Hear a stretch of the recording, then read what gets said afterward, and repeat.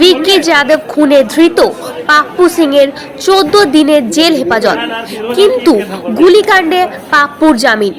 ভিকি যাদব খুনের ঘটনা এবং রাজ পান্ডের উপর গুলি চালানোর ঘটনায় ধৃত পাপ্পু সিংকে শুক্রবার অর্থাৎ আজ ফের ব্যারাকপুর আদালতে তোলা হয়েছিল।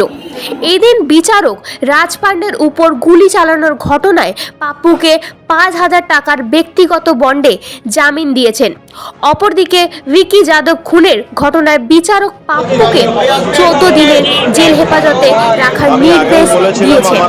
এই ঘটনার বিস্তারিত জেনে নেব সাংসদ সিং এর মুখ থেকে। ওই যে পরের দিন যেদিন পিসি রিটার্ন করেছিল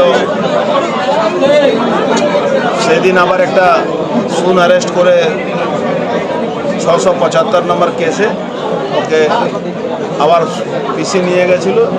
সেই কেসে আমাদের এখানকার সিজিএম কোর্ট বেল দিয়েছে। সত্যের জিত হয়েছে, কেসে কিছু নেই, আগেও আমরা বলতাম। আজকে সঞ্জিত সিং ওরফে পাপ্পুকে দুটো কেসেই তোলা হয়েছিল, জগদ্দল পিএস কেস নম্বর 481 এবং জগদ্দল পিএস কেস নম্বর 675 অফ 2022।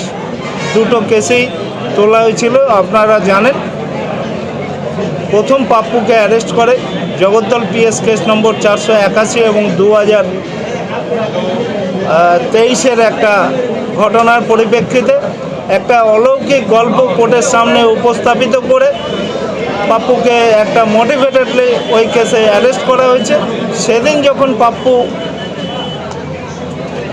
একটা কোর্টের একটা নোটিশ কমপ্লাই করতে ডিডি অফিসে গিয়েছিল, সেই সময় পাপ্পুকে ওই কমপ্লাই করার পরে